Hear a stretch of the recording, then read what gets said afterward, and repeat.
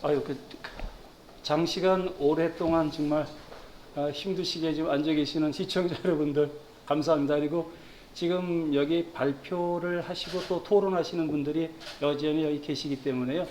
좀 힘드시라도 이제부터 딱 1시간 정도만 더 저희가 토론을 마치고 저희 마무리를 하도록 하겠습니다.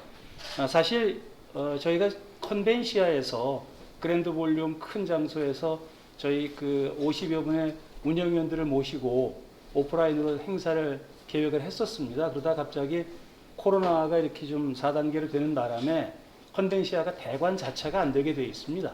그래서 저희가 이제 이런 스튜디오로 모시게 된 거고요. 그리고 이제 모시다 보니까 자연스럽게 이제 토론을 할 때는 저희가 전통적인 방식이 뭐 6분, 7분이 이제 전부 같이 앉으셔서 이렇게 좀 디베이트 형식으로 이렇게 해야 되는데, 오늘은 좀 색다르게 토론자 한 분 한 분이 여기에 나오셔서 발표하시는 것과 마찬가지로 그런 형식으로 이제 이게 사회적 거리가 아니라 저희 물리적 거리를 두는 걸로 이렇게 해서 오늘 토론을 좀 진행하는 걸로 하겠습니다.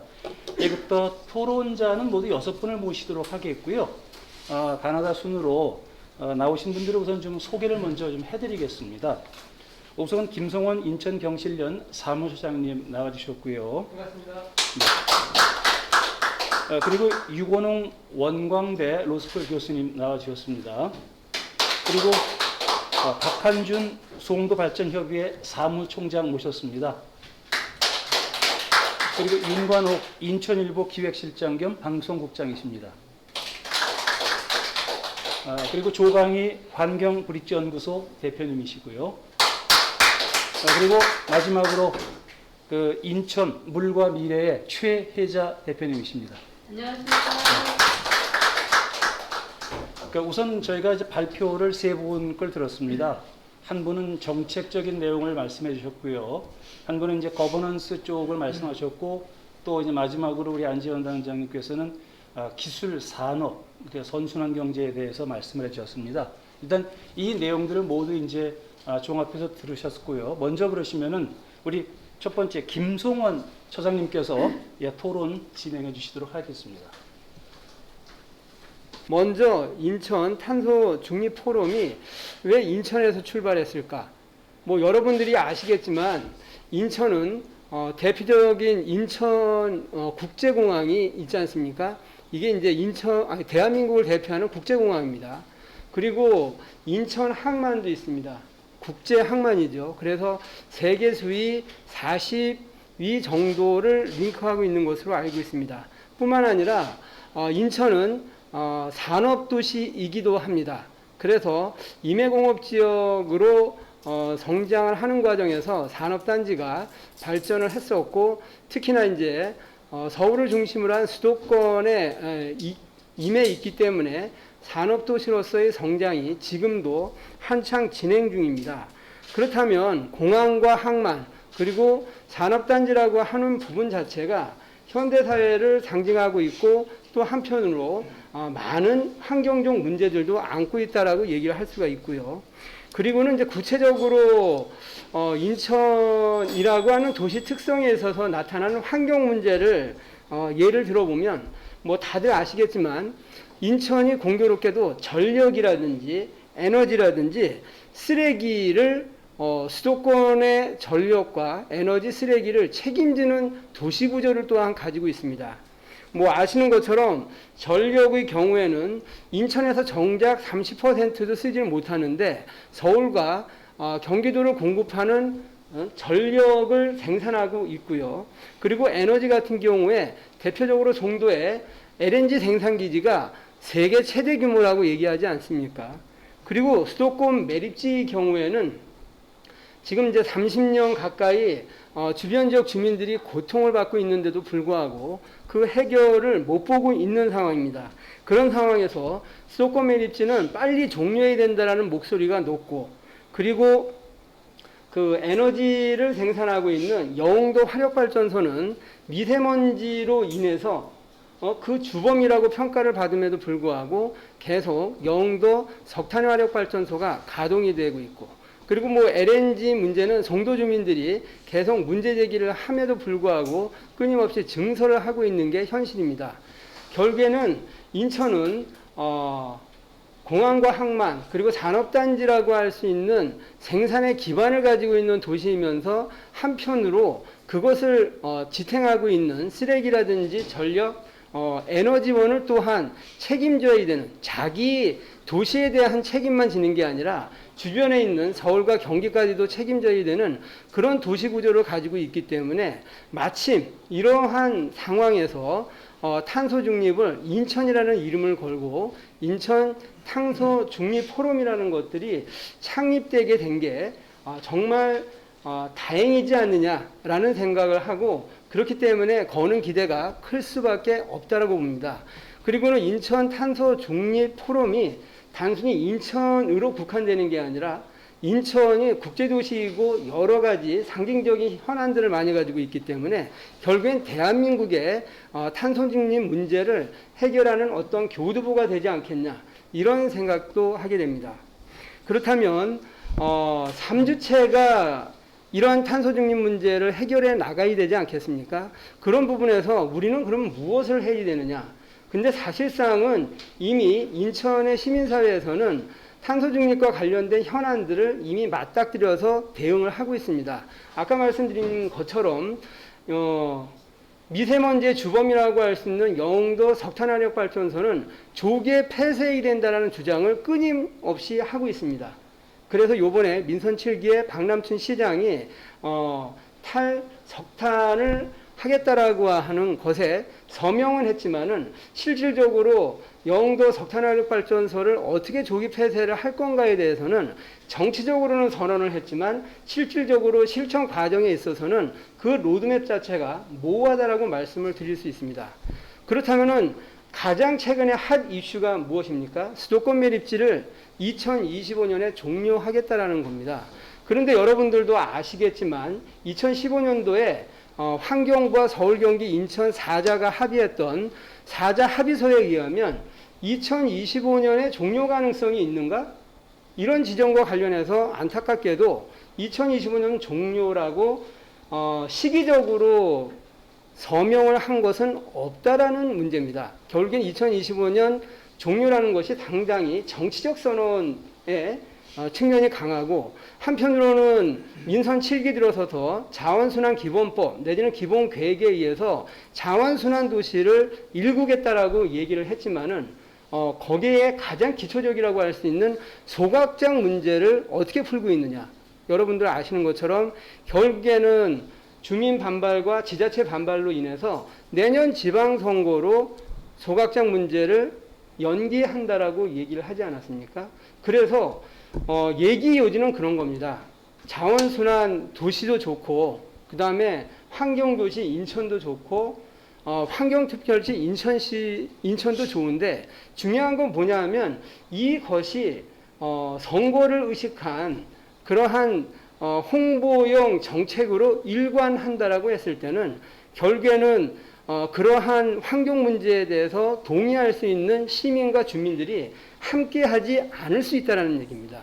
그렇기 때문에 탄소 중립을 위한 여러 가지 실천 과제들이 온전하게 그 성과를 내기 위해서는 당장에 인천시라고 할 수 있는 지방정부와 지방정부장이 정치적으로 접근하면 안 된다는 거죠. 탄소만 중립을 하는 게 아니라 이러한 정책 실천도 정치적 중립을 지켜야 그 실현 가능성이 높다라는 겁니다. 그래서 안타깝게도 수도권 매립지가 서울, 경기, 인천이 포괄되는 지금 핫 이슈로 부각이 됐고, 또한 대통령 후보들이 인천 왔을 때 다 그거를 질문하는 이제 전국적, 그러니까는 이제 국정 이슈로 지금 진행이 되고 있는데, 안타깝게도 이 문제를 여전히 정치적으로 푼다라고 했을 때는 해법이 없다. 그렇기 때문에 탄소 중립과 관련된 여러 가지 인천의 현안들을 풀기 위해서는 당장의 시민사회가 정치적 중립을 호소하면서 지자체나 기업들이 함께 할 수 있는 그런 방향들과 원칙을 분명하게 가져야만 제반의 문제들이 풀릴 수 있다는 말씀을 드리면서 토론을 마치겠습니다. 감사합니다.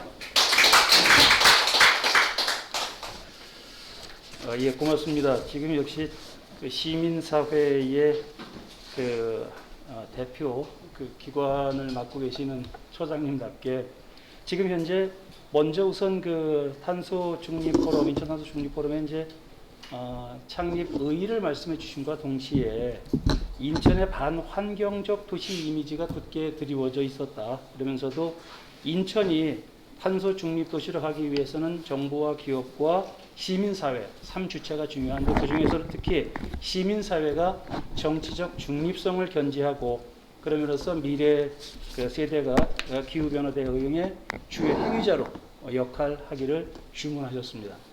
너무 감사합니다.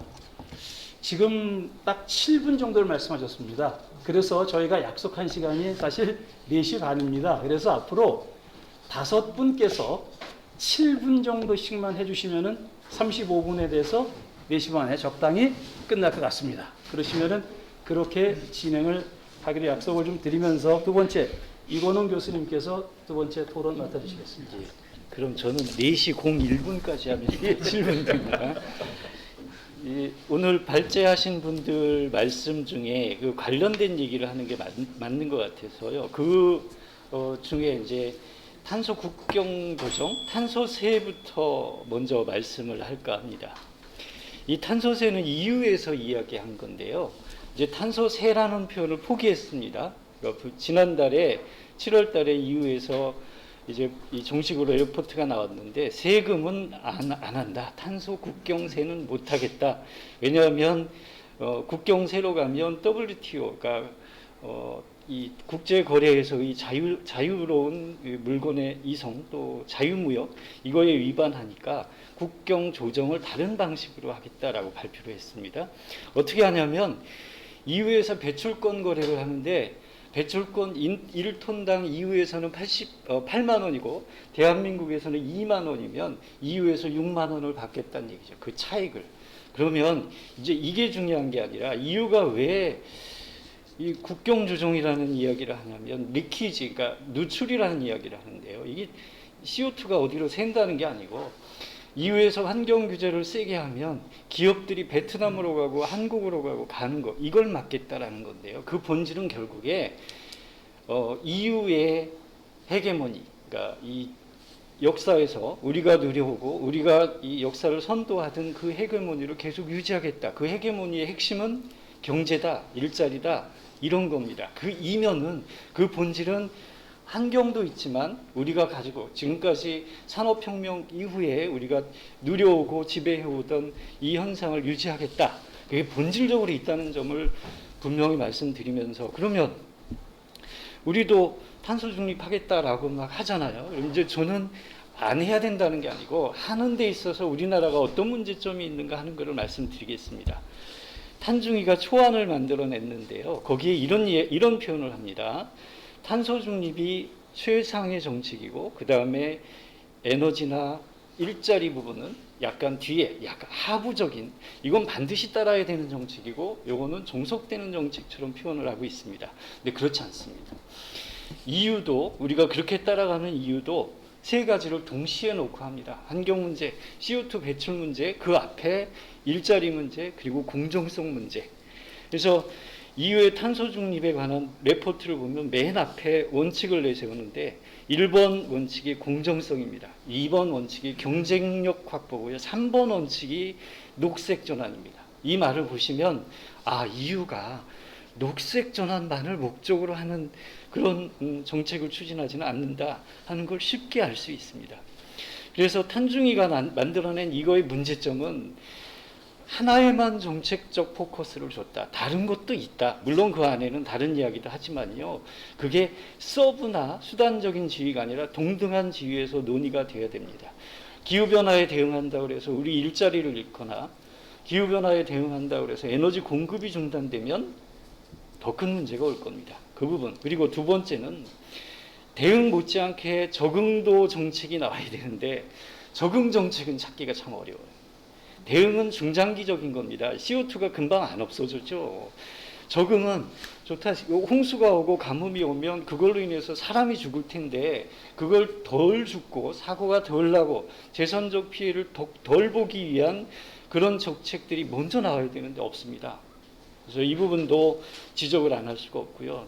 다음에 더 중요한 건 탄소중립위원회가 참 웃기는데 법에 근거가 없습니다. 모든 행정행위를 하려면 법에 근거가 있어야 되는데요. 이 조직 정말 웃긴 조직입니다. 이거 빨리 해결해야 돼요. 어떻게 하겠다는 건지 모르겠어요. 차라리 그게 어려웠으면 이미 법에 근거가 있는 녹색성장법에 녹색성장위원회에서 CO2에 관한 걸 다 정책을 만들 수 있어요. 이걸 활용하든지 다른 적법한 수단을 썼어야 되는데 왜 이랬을까 하는 비판을 안 할 수가 없습니다. 두 번째는 우리도 석탄 발전 폐지한다라고 그러면서 공정한 전환 이야기를 합니다. 근데 저는 회의를 여러 번 가도 그 공정한 게 뭔지 모르겠어요. EU에서는 아주 쉽게 얘기합니다. 구조적 불평등을 해소하는 게 공정한 전환이라고 하고 그걸 위해서 정책들을 내세우는데요. 독일 석탄 그냥 폐지하고 원전 그냥 하지 않았습니다. 독일에서 석탄 폐지하면서요. 550억 유로를 썼습니다. 우리나라 돈으로 어제 계산해 보니까 77조 정도 됩니다. 돈 써요. 그 정당하게 보상할 거 하고요. 그 일자리 잃으면 그 사람들 일자리 다시 갖게 하기 위해서 지원하고요. 그렇게 합니다. 그냥 마구잡이로 그냥 이렇게 가지 않습니다. 법을 만들고 절차를 지키고 보상할 거 있으면 다 합니다. 그 다음에 문제는 이 탄소 중립은 우리나라의 미래를 결정하는 문제예요. 특히 에너지 전환 이런 부분으로 가면요. 그게 시민단체나 일부 정치권이나 이렇게 결정할 문제가 아니고요. 대한민국 국민이 해결해야 될 문제입니다. 스위스가 국민투표했습니다. 법안이 올라갔는데 스위스는 선진국인 스위스는 기후변화보다 경제가 중요해서 이 법안을 기각시켰어요. 거부됐습니다.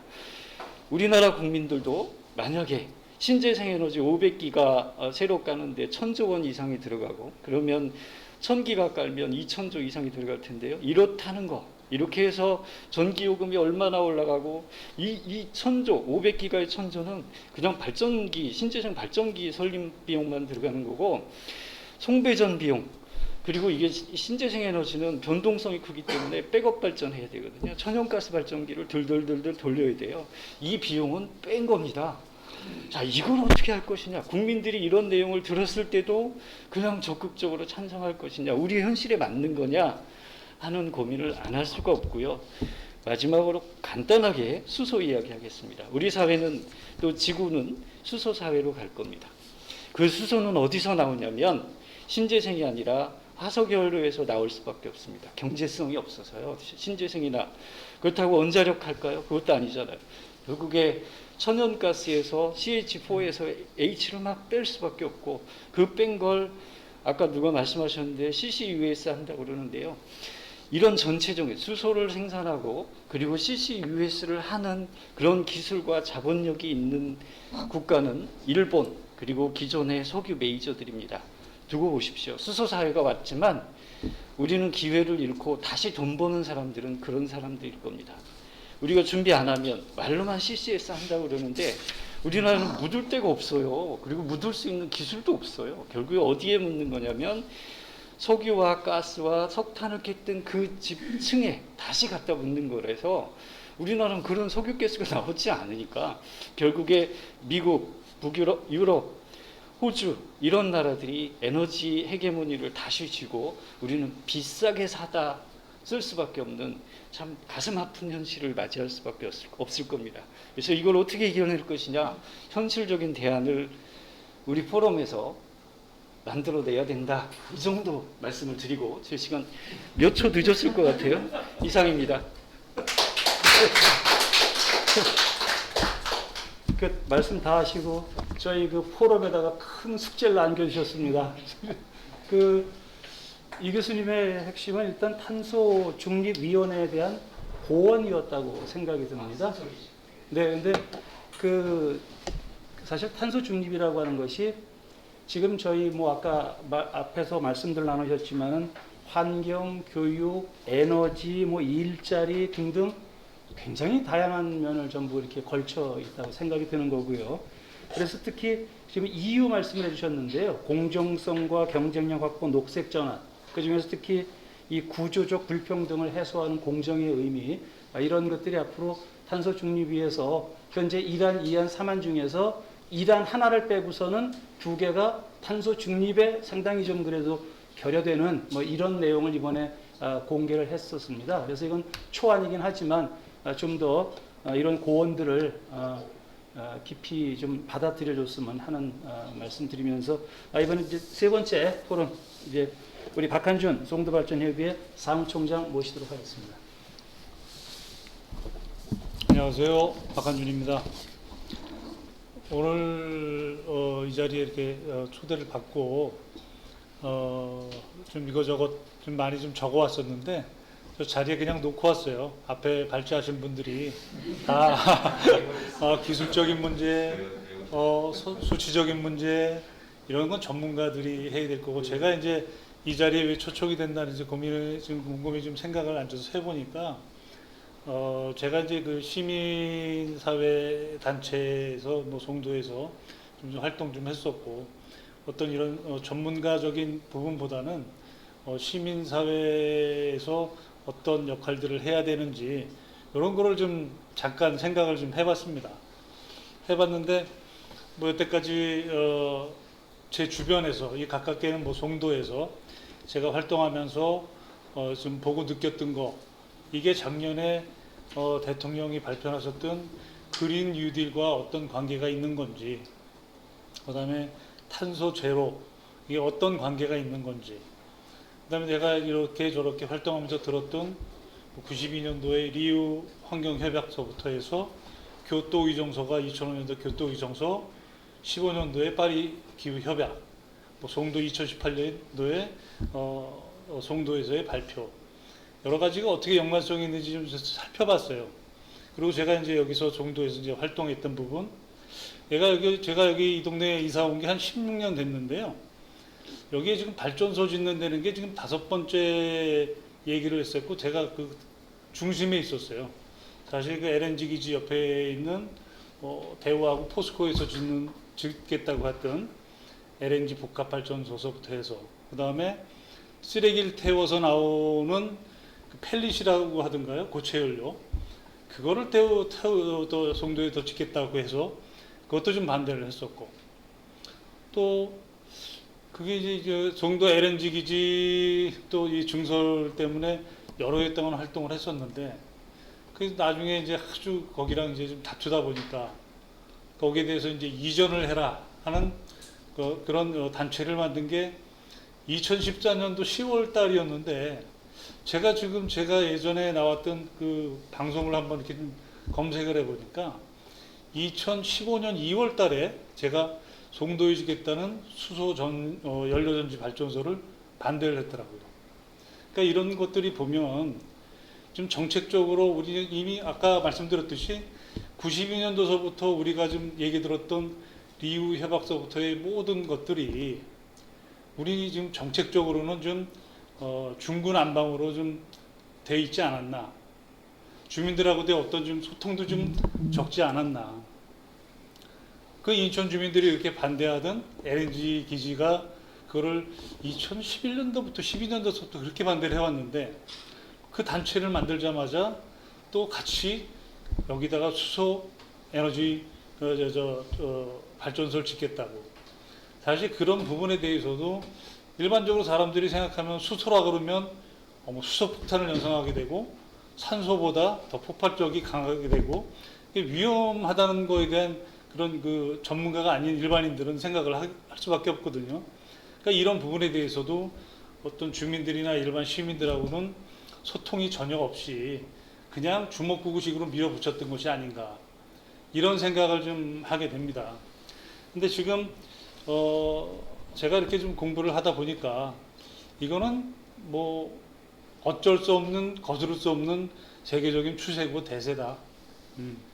그러면 이걸 어떻게 가야 되느냐? 지금 어떤 뭐 시민사회 단체들도 지금 보니까 많이 생겼더라고요. 무슨 행동, 무슨 연대 이렇게 생겼는데 이게 나중에는 자칫 잘못하다가는 이 시대적인 흐름에 지금 이렇게 굉장히 충돌이 되고 서로 반목할 수 있는 그런 부분들이 자꾸 이렇게 떠오르게 되더라고요. 그래서 이런 정책이나 관하고 시민사회 단체가 잘 어우러져야 될 부분이 아닌가, 이 부분들이. 아까 앞에서 발제하셨던 분들도 말씀하셨지만 뭐 녹색 장벽, 탄소세 이런 부분들이 우리가 지금 이거를 하고 마느냐에 대한 어떤 부분들이 아니고 선택의 여지가 없이 가야 될 길이라고 하면 잘 좀 어우러져야 되겠다.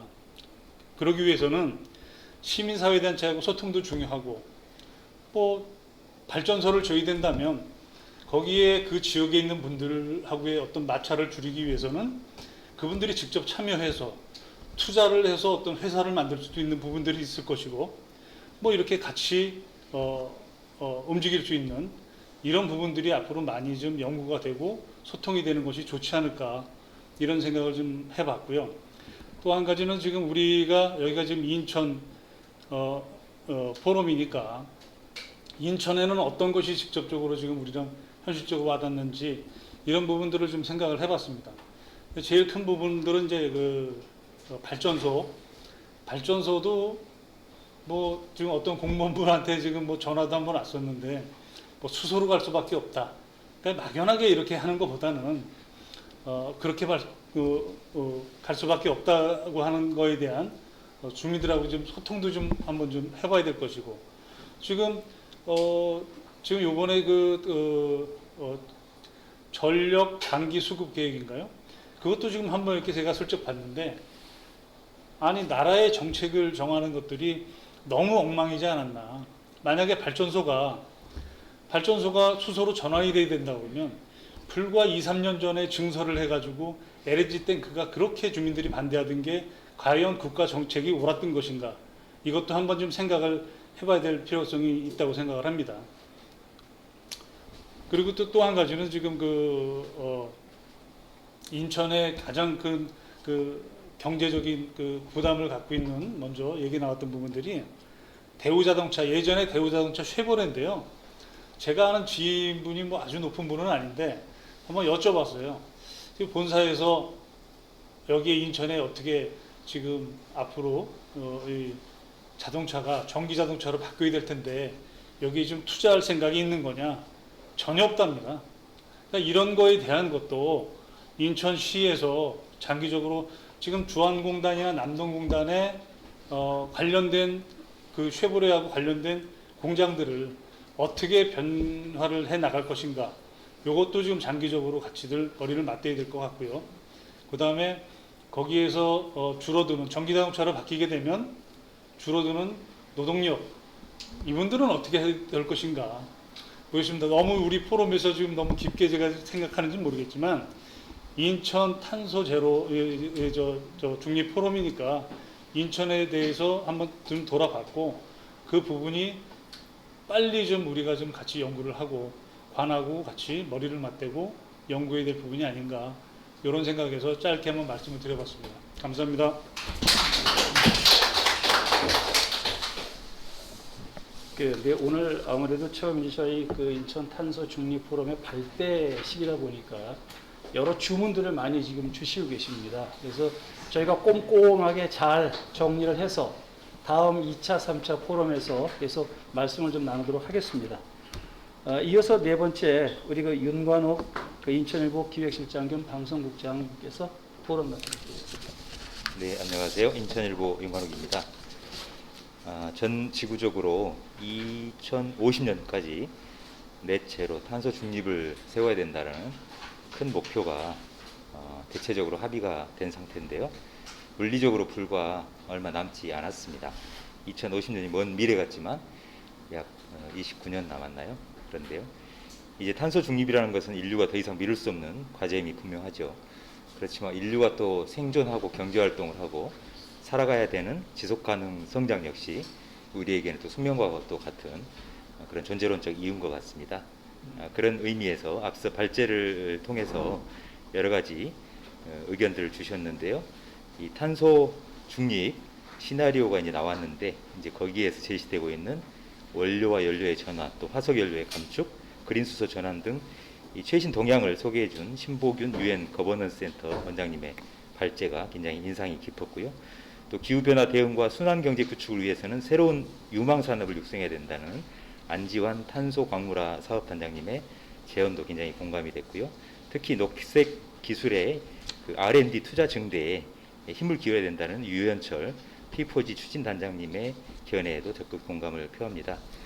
저는 이제 물리적인 공간을 인천으로 모아서 그렇다면 과연 우리 인천에서는 지역사회 공동체 구성원들이 어떤 실천적 함의를 통해서 탄소 중립으로 가기 위한 실질적 결실을 거둘 수 있을까? 그 방향은 어때야 되고 어떤 방안들을 모색해 볼 수 있을까? 이런 것들을 좀 생각을 해봤습니다. 짧은 시간입니다만 물론 우리 인천에서도 탄소 중립을 위한 다양한 노력들이 펼쳐지고 있지요. 우선 인천광역시가 PPCA 즉 탈석탄 동맹에 가입도 했고요. 영흥화전을 비롯한 석탄화전의 조기 폐쇄 요구를 하면서 또 석탄화재 대체를 위해서 인천시대 곳곳에 친환경 수소연료 전지 발전소를 분산 설치하는 방안을 추진하기로 했습니다. 또 내년에 선정될 예정인 인천시금고 선정심사에서도 탄소 중립 기여도가 높은 금융기관에 배점을 주는 방안도 추진하고 인천시 교육청 또한 차기 금고 교육금고 선정 때 유사한 기준을 적용하는 방안을 검토 중이라고 합니다. 특히 인천 서구는 기초자치단체 중에서도 좀 앞서가고 있는데요. 기후에너지 정책과도 신설을 했고 탄소 중립 추진단도 꾸렸습니다. 매우 적극적입니다. 민간 영역에서도 인천 지속가능 발전 협의회를 중심으로 해서 이 탄소 중립 실현을 위한 일반 시민들의 생활 속 실천 운동을 활발히 벌이고 있습니다. 그렇지만 주목되는 부분은 이 국내 온실가스 총 배출량 비중이 에너지 공급 부문과 산업 부분을 합치면 전체의 73%를 차지하고 있다는 점에 주목할 필요가 있지 않을까 싶습니다. 생활 속 실천도 물론 매우 중요합니다. 폐플라스틱도 줄여야 되고요. 그런데 이 에너지 공급 부문과 산업 부문의 온실가스 배출량을 줄이지 않고서는 전 지구적인 이 문제를 해결할 수 없다라는 그런 결론이 도출이 되는 것 같습니다. 따라서 인천에서도 이 두 가지 부문에 대한 탄소 중립 이행 계획이 아주 치밀하고 계획적으로 진행돼야 되고요. 이를 위해서는 장기간의 로드맵이 필요하기 때문에 정책적 그 일관성을 유지해야 되고 또 시민들의 어떤 여론적 그 지지와 공감이 필요할 것 같습니다. 따라서 제가 두서없이 생각나는 대로 몇 가지 제언을 드린다라면 모두 4가지를 말씀드리고 싶은데요. 첫째는 그 에너지 부문과 산업 부분, 그러니까 우리가 흔히 생각하는 뭐 석탄 화전이랄지 또 각종 그 국가 산단 또 지방 산단 내에 있는 제조업 공장들 얘기하겠죠.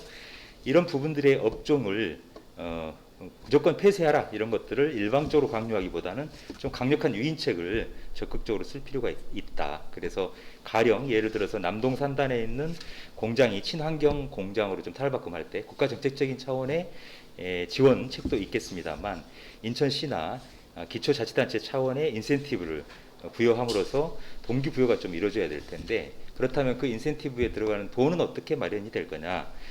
인천시 같은 경우에는 문화재단 기금이 있고요. 또 남북교류협력기금이 있고 뭐 재난기금도 있고요. 많은 종류의 기금들이 있습니다.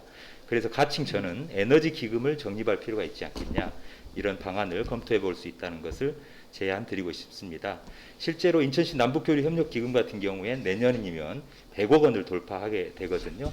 그런데 정작 우리 시민들의 삶과 직결되고 생존이 달려있는 탄소 중립을 위한 분야에 이 기금을 조성하지 못할 이유가 없다고 봅니다. 하지만 이를 규율할 수 있는 인천시 에너지 기본조례 제6장을 살펴보면요.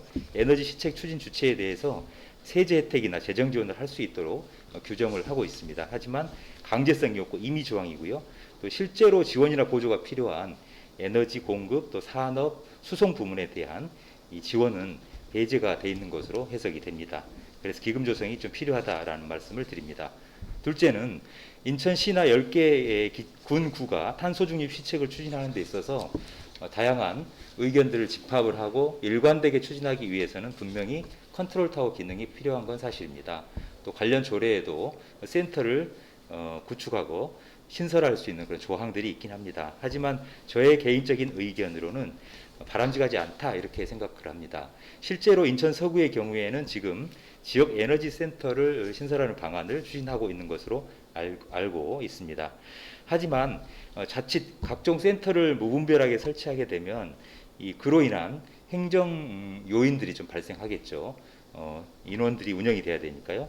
또 이렇게 기구를 설치하면 모든 계획들이 아주 전문적으로 또 효율적으로 운영이 될 것 같지만 사실은 그렇지 않은 경우들을 왕왕 지켜보게 됩니다. 그래서 자칫 이게 과다하게 컨트롤 타워가 필요하다라는 논리에 의해서 광역 지역 에너지 센터 또 군 구별 지역 에너지 센터를 설치해서 운영할 경우에는 심각한 재정 낭비로 이어질 수 있고 그 조직의 기구의 존립을 위한 사업을 위한 사업이 펼쳐질 수 있는 우려도 있을 수 있기 때문에 매우 신중을 기하는 것이 좋겠다라고 의견을 말씀드립니다. 세 번째는 이 탄소 중립 시책을 추진하는 과정에 있어서 매우 과단성 있고 신속하게 진행이 돼야 됩니다. 하지만 그러면서도 매우 신중하고 너그럽고 유연한 태도를 유지하는 것도 정책적인 자세로서 필요하다고 저는 보여집니다. 말 들어보면 그냥 모순되는 것 같지만 뭐 그렇습니다. 가령 청라국제도시에 있는 서인천 복합발전은 이 복합 에너지원을 사용을 하고 있지요. 당초 2023년 내후년에 이제 폐쇄될 예정이었습니다. 사용 연한이 다 됐기 때문에요. 그렇지만 2028년으로 5년이 연장됐습니다. 그 까닭은 정부가 세운 제9차 전력 수급 기본 계획에 따른 조치인데요. 이 안정적인 전력 수급 그리고 친환경 전원으로의 전환 이 투 트랙을 진행을 하고 있는 방침에 따른 다소 불가피한 어떤 처방책이라고 보여지는 부분이 있습니다. 옹진군 영흥도에 있는 영흥화전도 전체 6호기 가운데 1, 2호기는 오는 2034년에 액화 천연가스 그러니까 LNG로 전환이 됩니다. 이 복합발전이나 화석에너지 발전소를 일시에 빨리 폐쇄하면 좋겠다라는 생각이 저도 듭니다. 또 지역 주민들은 특히 그럴 것입니다. 하지만 그 발전소를 통해서 생산되는 전력을 가지고 인천, 또 경기, 서울, 수도권 시민들이 우리가 늘 물 마시듯 밥 먹듯 쓰는 에너지를 소비하고 있지 않습니까? 그러면 만약에 조기 폐쇄를 하면 그 이후에 대체 에너지원이 확보될 때까지는 우리는 촛불 켜고 살아야 되는가라는 부분에 대한 문제의식도 현실적으로 해봐야 되지 않느냐라는 생각이 듭니다. 그래서 이런 부분에 있어서는 매우 일관되고 치밀한 계획에 따라서 지속적인 정책 추진이 필요하지만 다소 느긋하게 또 인내심을 갖고 끈기 있게 개선을 기다려줄 줄 아는 이런 태도도 시민사회도 필요하고 또 정책적인 추진 정책자들도 좀 필요하지 않은가 이런 생각이 듭니다. 또 한 가지는 인천시의회가 올 상반기에 신재생에너지 집중화 단지 조성을 촉진하기 위한 명분으로 한 업체에 특혜를 몰아줄 수가 있는 우려가 발생할 수 있는 에너지 기본조례 개정안을 의결했어요. 본회의에서 실제로 통과를 했죠. 하지만 집행부나 관련 부처에서는 상위법에 위배된다, 또 관련 근거와 정면 상치가 된다 이런 논란이 일면서 집행부에서 제의 요구를 한 사례가 있습니다. 이 말은 뭐냐면 탄소 중립은 무조건 선이고 탄소 중립을 향한 정책이나 시책에 대해서 반대하거나 신중론을 펴거나 다소 주저하는 것은 모두 악이다라는 이부법적 사고로 우리가 접촉해서는 안 된다라는 것을 시사하는 사례가 아닐까 싶습니다. 또한 그런 부분에 분위기에 편승해서 몰아붙이기식으로 신중하고 철저한 또 객관적인 과학적인 점검과 분석이 수반되지 않은 채 무분별하게 정책적 어떤 실행이 이루어졌을 때는 큰 사회적 혼란을 초래할 수도 있다라는 것들 또한 우리는 반면 교사로 삼을 수도 있지 않을까라는 생각이 듭니다. 마지막 네 번째로는 하나의 그 제안이기도 한데요. 인천에도 저탄소 자립도시 모델을 직접 우리 시민들 손으로 또 인천광역시 지방정부 차원에서 만들어 보면 좋겠습니다. 실제로 최근 사전 청약이 시작됐는데 계양 신도시 또 개발 움직임이 이제 구체화되고 있죠. 인천 서북부권, 특히 경인 아라뱃길 주변부 이 지역은 자연 경관으로도 굉장히 수려하고 깨끗합니다만 여기에 도시를 설계하는 기본 단계에서부터 이 저탄소 자립도시 이 내용을 그 내용적으로 담아낼 수 있도록 강제하고 지금 현행 실정법상 강제가 어렵다라면 해당 그 시행 주체인 LH랄지 인천도시공사랄지 여러 주체들이 지역사회가 함께 지혜를 모아서 그런 내용들을 반드시 반영해서 저탄소 자립도시가 인천에서도 탄생이 되고 생활에 불편함이 없구나 또 미래도시의 상이구나라는 것들이 검증이 될 수 있는 시범 모델을 만들어 보면 어떨까 싶습니다. 좀 다양한 얘기들을 두서없이 했습니다만 차분하게 경청해 주셔서 감사하고요. 그리고 오늘 이 포럼에 어떤 여러 가지 의견들에 대해서 조금이나마 논의를 진전시킬 수 있는 계기가 된다라면 큰 영광이고 자부심이겠습니다. 대단히 감사합니다. 네, 실장님께서 확실하게 논의의 그 여지를 많이 주셨습니다. 그 특히 인천에서는 그 언필칭의 에너지하고 환경 얘기라면은 그 영흥도 화력발전소하고 LNG 기지가 늘 이제 이렇게 논란의 대상이 되고 있습니다. 근데 특히 이것에 대해서 실장님께서 말씀하신 게 급조된 정책 그 집행보다는 조금 더 치밀한 정책적 일관성과 지역 여론의 공감대 형성이 무엇보다 중요하다는 말씀을 아주 지적해 주셨습니다. 그리고 마지막으로 해주신 그 저탄소 자립도시 모델을 만들어 가자라고 하시는 말씀이 저희 포럼에 저희가 장기적으로 지향하는 그런 그 모습이기 때문에 저희에 대한 응원과 지지의 말씀으로 듣고 감사하다는 표현 말씀드립니다. 이어서 조강희 대표님께서 토론 맡아주시겠습니다. 들어오시죠. 네. 네, 반갑습니다. 방금 소개받은 조강이라고 합니다. 오랜만에 이런 자리 나선 것 같아가지고 앞에서 얘기를 너무 잘하셔가지고 일단은 이 인천 탄소 중립 포럼이라는 명칭 자체가 대단한 거창한 이름이라고 좀 생각이 듭니다. 왜냐하면 우리가 지금 탄소 중립을 2050년을 목표로 지금 하고 있는 거 아니겠습니까? 그러면 이 포럼이 30년 동안 계속 유지를 계속해서 방법을 찾고 이래야 되는 건데, 하여튼 그런 차원에서라도 하여튼 큰 미래 계획을 좀 잡으셔서, 특히 인천 같은 경우가 아까 사전에 언급하신 대로 여러 가지 에너지 다소비 또 도시이다 보니까 또 많이 생산도 많이 하고 그런 여러 가지 탄소 중립과 관련해서는 굉장히 어려움에 처해 있기 때문에, 그런 측면에서 제가 볼 때도 좀 적극적으로 그런 아이디어라든가 이런 내용을 좀 주시면 좋겠다, 이런 생각을 해봅니다.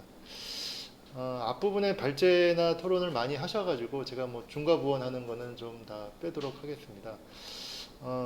하여간 지금 최근에 뉴스를 보면 기후변화나 뭐 기후위기 뭐 관련 뉴스 보면은 진짜 굉장히 이렇게 좀 좋은 뉴스는 별로 이렇게 없는 것 같아요. 뭐 여러 가지 기후 재난과 관련된 기후 변화로 인한 여러 가지 뉴스도 있고, 실제로 지구의 온도가 우리가 예상한 것보다도 굉장히 더 빠른 속도로 상승하고 있다라는 뉴스도 계속 나오고 있지 않습니까? 그런 여러 가지 있다 보니까 뭔가 우리가 행동을 하지 않으면 안 된다라는 생각이 갈수록 좀 조바심이 더 이렇게 있는 게 사실인 것 같습니다. 그래서 특히 이 기후 문제와 관련해서는 기후가 심각하다라고 인식하는 것을 이제 넘어서서 뭔가 액션을 하지 않으면 안 된다라는 이제 시기까지, 거의 목전까지 왔다라고 생각이 됩니다. 아마 어떤 분들은 그런 논의만 하다가 지금까지 한 게 아무것도 없지 않냐라는 지적도 많이 하시는데요. 그런 차원에서 보면은 이제는 진짜 어떤 액션을 할 수밖에 없고 해야만 하는 그런 시기에 왔다라는 생각이 들고요.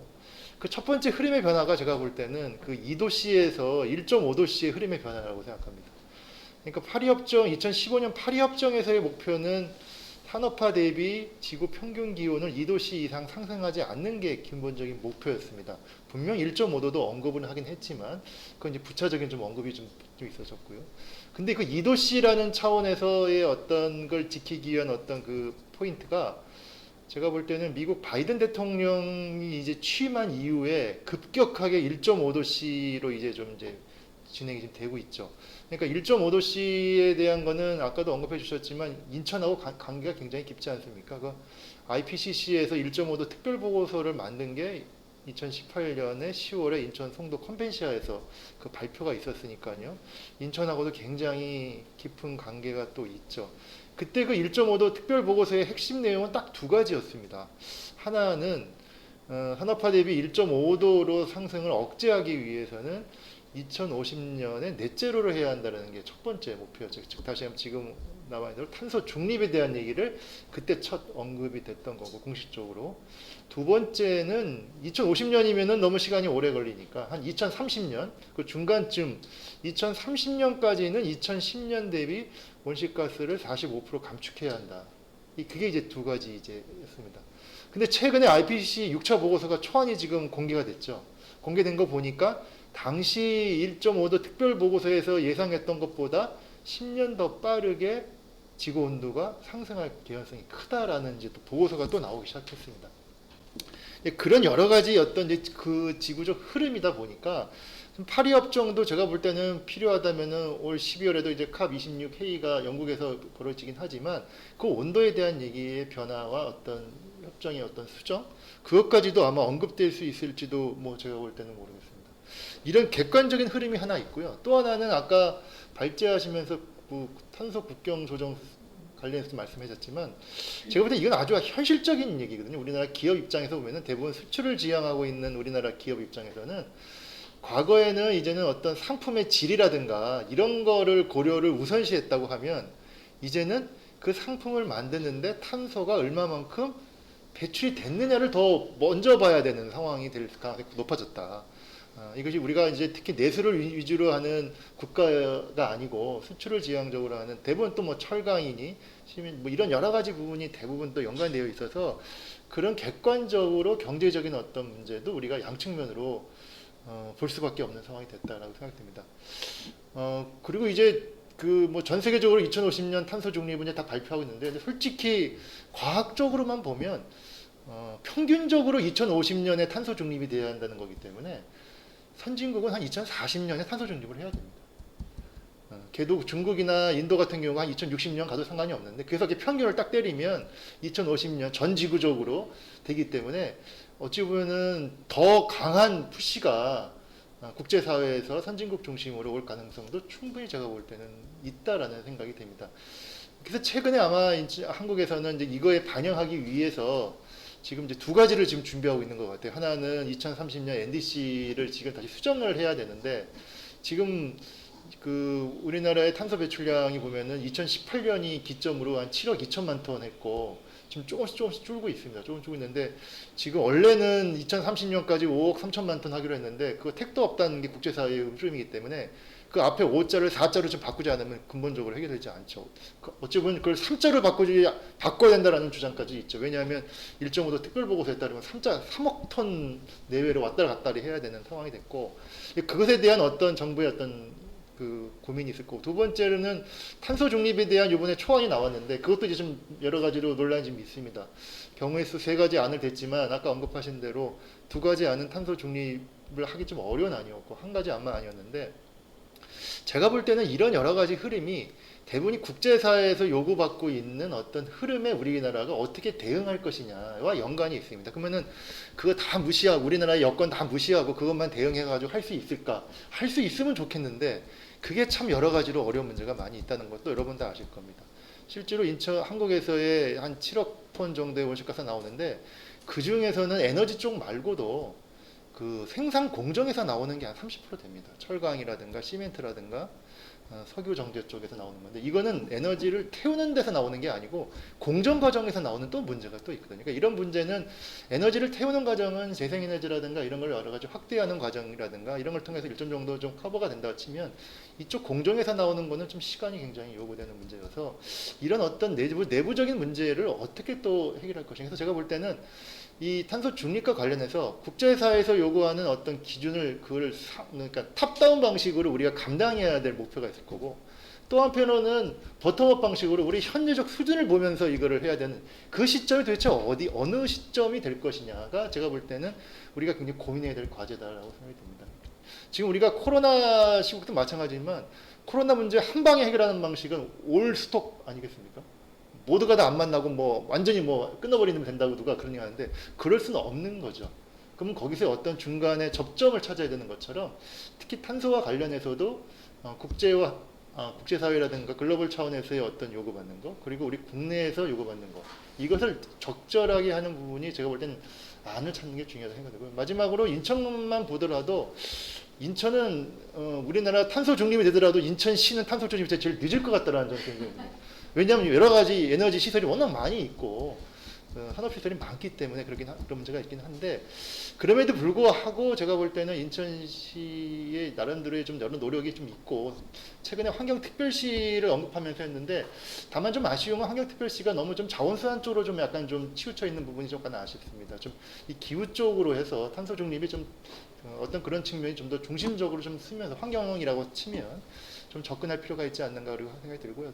그리고 나는 이제 그 기후변화 총회 캅 28차 총회가 이제 2023년에 아시아 아시아 태평양에서 하는데 지금 한국이 그 신청을 했기 때문에 만약 그것이 한국이 유치가 된다면 인천시가 그걸 유치를 도시에서 할 수 있으면 제가 볼 때 이 송도라는 또 중요한 어떤 인프라가 좋은 곳이 있어서 그런 것도 좀 한편 고민해보고 탄소 중립 포럼에서도 적극적으로 한번 검토해보는 것도 좀 중요한 사안이 아닐까. 예, 이상입니다. 네, 감사합니다. 나오실 때는 앞에서 너무나 말씀을 잘해주셔서 본인은 하실 말씀이 없다고 말씀을 하셨는데 IPC 보고서만 갖고선 그 2차, 6차까지 말씀하시면서 아주 전문적인 지식을 이렇게 말씀을 해주셨습니다. 특히 그 인천을 이제 환경특별시로 만든다고 하는 것에 대해서 말씀을 하시면서 아까 말씀하신 이제 뭐 28, 28 말씀해 주셨는데요. 지금 지난번에 이제 문 대통령이 얘기한 게 저희가 만약에 이것을 유치하게 될 경우 국내에 지금 부산, 제주, 그다음에 여수, 고양, 그리고 인천 5개 지자체가 지금 이제 경합을 벌이고 있는 상황입니다. 그래서 지금 저희 인천 탄소 중립 포럼에서는 당연히 만약에 한국이 유치를 하게 된다면은 인천이 가져올 수 있도록 저희 역시 많은 뭐 민간 차원에서 도움을 같이 협력하겠다는 말씀을 좀 드리겠습니다.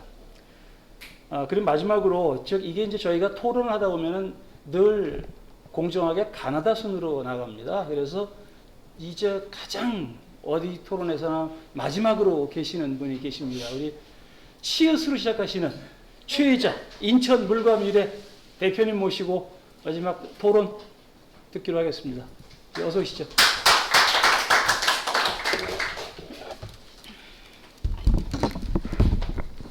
안녕하세요. 인천 물과 미래 최혜자입니다. 맨 끝에서 발표를 하는 건 장점도 있고 단점도 있는 것 같습니다.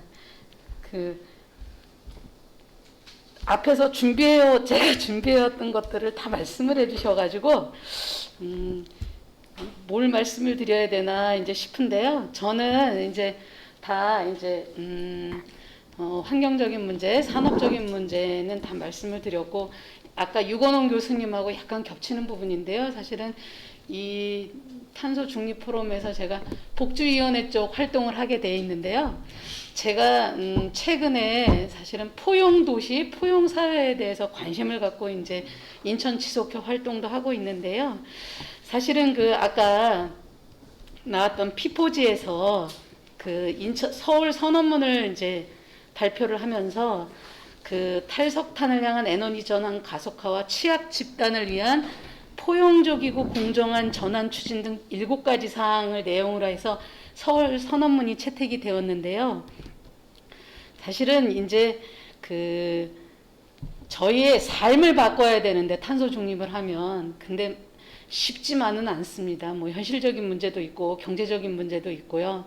또 화석 연료를 일순간에 다 클린 에너지로 전면적으로 전환하는 거에 대한 어려움이 있습니다. 그리고 실생활에서는 육류 중심의 식생활 문화를 채식 위주로 바꾸는 것 또한 많은 시간과 노력이 이제 필요한 부분인데요. 인천시가 캅 28을 유치하기로 결정을 했고 또 인천시뿐만 아니라 시민사회와 함께 같이 유치 활동도 해야 되고 또 인천을 탄소 중립 도시로 만드는데 함께 해야 되는 이 인천 탄소 중립 포럼이 오늘 창립을 하게 돼서 너무너무 영광이고 이 자리에 함께 할 수 있어서 너무 기쁩니다. 근데 현재 이제 기후 위기는 지구의 기온을 상승시키는 온실가스 감축 노력과 기후 변화에 적응하는 노력을 모두 요구합니다. 2050년 탄소 중립을 선언하는 것은 감축의 영역이고요. 기후 위기로 인해 가장 먼저 그리고 가장 심각하게 타격을 입을 수밖에 없는 사회적 취약계층, 그래서 표현을 기후변화 취약계층 내지 기후민감계층이라고도 표현들을 하는데 여기에 삶을 돌보는 것은 적응의 영역입니다. 근데 지금 현재는 기후변화 대응과 기후변화 적응을 함께 가야 할 길인데 현재의 정책에는 대응은 있지만 적응이 고려되지 않고 있는 상황입니다. 그리고 이 기후변화로 인해서 그 폭염과 폭우 가뭄이 모두 악화되는 게 이제 가시화되고 있는데요. 또 저희가 올 여름을 겪으면서도 타 나라의 그 타 도시의 심각한 상황과 또 저희가 또 막상 그 상황들을 겪어가고 있지 않습니까? 근데 기후 변화가 심각해지면서 폭염, 폭우, 가뭄이 모두 악화되고 있는데 그 아메리카 대륙은 폭염이, 아프리카 대륙은 폭염과 가뭄이, 근데 우리나라가 속한 아시아는 폭염, 폭우, 가뭄이 모두 악화되고 있는 상황입니다. 이렇게 세 가지가 동시에 악화되는 나라가 많지 않은데요. 그래서 우리나라가 더 이 기후변화, 탄소 중립에 더 앞장을 서야 될 필요성이 있습니다. 이 기후변화 현상은 개인적 차원의 위험만 야기하는 게 아니라 기후변화 현상이라고 일컬어지는 온난화, 폭염, 폭우, 가뭄, 태풍, 홍수, 해수면 상승 등 그 현상과 그런 자연적 현상뿐만 아니라 산업과 주거 그리고 사회적 파급 효과가 매우 큽니다. 그래서 그 기후변화에 적응력이 불완전하거나 혹은 불가능한 계층은 기후변화에 의해서 좌우되는 영향이 개인과 사회적 측면에서 광범위하게 나타날 수 있고, 이는 국가의 근간을 흔들 수 있는 사회 갈등으로 전개될 양상이 큽니다. 그럼에도 현재 국내에서는 기후변화에 취약한 사회적 취약계층에 대한 명확한 개념 정립이 되어 있지 않고, 또 기후변화 시대의 기후복지 확대를 위해서 이 기후변화 취약계층과 특수성을 고려한 기후복지 정책과 그거에 대한 적응 대상, 그 다음에 그 정책, 제도화 등이 부족합니다. 그래서 앞으로 저희 인천 탄소 중립 포럼에서는 지역의 문제가 국가의 문제라고 생각을 하고 이 부분들을 지역에 어쨌든 적용을 하고 명확히 해야 될 그런 역할들을 하도록 해야 합니다. 그리고 뭐 다들 아시는 거겠지만 그 모든 재난에 있어서 가장 피해를 보는 그룹이 사회적 취약계층입니다. 이 어린이, 노인, 여성, 빈곤층이라 할 수 있는 부분들, 그것뿐만 아니라 청년들, 직업의 문제까지도 오기 때문에, 근데 이런 부분을 가만히 보면 사회적 불공정성이 있습니다. 기후변화 원인을 가장 적게 제공한 사람들이 가장 많이 피해를 보는 이 불합리한 구조가 있기 때문에 이 기후위기를 통해서 정치나 경제, 사회 전반에 영향을 미치는 안전, 주거, 에너지, 이동권, 시민교육 등 그 인간의 삶과 관련된 모든 것을 갖다가 검토하고 그것을 개선해 나가고 이거에 대한 대응 노력들을 해 나갑니다. 그래서 저는 어쨌든 간에 이 지구의 지속 가능한 미래, 인천이라는 우리 도시의 그 탄소 중립 문제는 기후 위기에 취약한 사회적 취약계층의 삶의 어려움을 가중시키지 않는 포용적이고 공정한 전환 추진이 반드시 필요하다고 생각이 들고요. 인천시가 탄소 중립으로 가기 위해서 첫 번째가 뭐냐면 이제 제가 물 쪽에 관심이 많고 좋아하다 보니까 사실 그동안 기후변화, 그린 뉴딜 이런 정책들을 추진해야 할 때 물 분야가 다소 많이 중요성이 간과되는 부분들이 있었습니다. 그런데 오늘도 쭉 발표 내용들을 보시고 나타난 현상들을 보면은 물의 문제가 기후변화의 문제입니다. 그래서 인천은 건전한 물순환 도시를 조성하는 것이 탄소 중립 도시로 가기 위한 첫 번째 발걸음이라고 저는 생각이 들고요. 또한 이 탄소 중립 개념을 위협관리 개념과 생태하천 조성 등에 적용을 해서 그 탄소 흡수원 역할을 적극적으로 하도록 해야 되고요. 그 다음에 탄소 중립은 전 영역에서 이루어져야 되는데 이 환경 문제뿐만 아니라 산업의 문제, 또 복지의 문제, 뭐 여러 가지 문제를 해야 되는데 부서별 칸막이 행정을 어떻게 탈피할 것인가, 이것이 핵심이라고 저는 생각이 들고요. 그리고 이것을 하기 위해서 거버넌스로 추진을 해야 하는데 저희가 그냥 거버넌스는 기본처럼 얘기를 합니다. 근데 자세히 살펴보면 거버넌스가 뭔지 잘 모르는 것 같아요. 그래서 거버넌스가 뭔지에 대해서 사실은 교육도 필요하고요. 적극적인 토론도 필요해야 되는데 이 거버넌스는 행정의 의지대로 가는 게 거버넌스가 아닙니다. 또한 시민사회가 행정의 감시자 역할로 가는 것이 거버넌스가 아닙니다. 시민을 객관화하지 말고 함께 가야 될 정책을 같이 결정하고 같이 탄소 중립을 실현하기 위해서는 같이 가야 하는데 시민을 객관화해서는 이루어질 수가 없고요.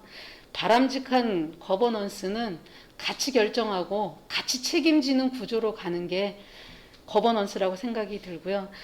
또한 그 교육의 중요성들을 말씀을 하시는데 막상 교육 현장에 가보면 왜 기후변화를 갖다가 막아야 하는지, 왜 육식 위주의 식생활보다는 채식 위주로 해야 되는지 학생들이 현실적인 질문들을 펼칩니다.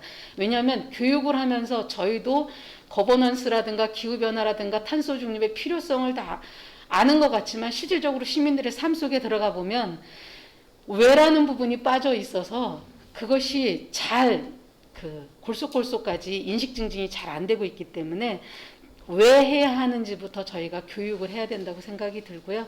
어쨌든 첫 걸음 잘 뛰었다고 생각이 듭니다. 앞으로 함께 협심해서 인천을 탄소 중립 도시로 만드는데 또 인천이 탄소 중립 도시가 되면 대한민국이 탄소 중립 도시가 된다고 생각이 듭니다. 그래서 함께 열심히 노력하겠습니다. 감사합니다.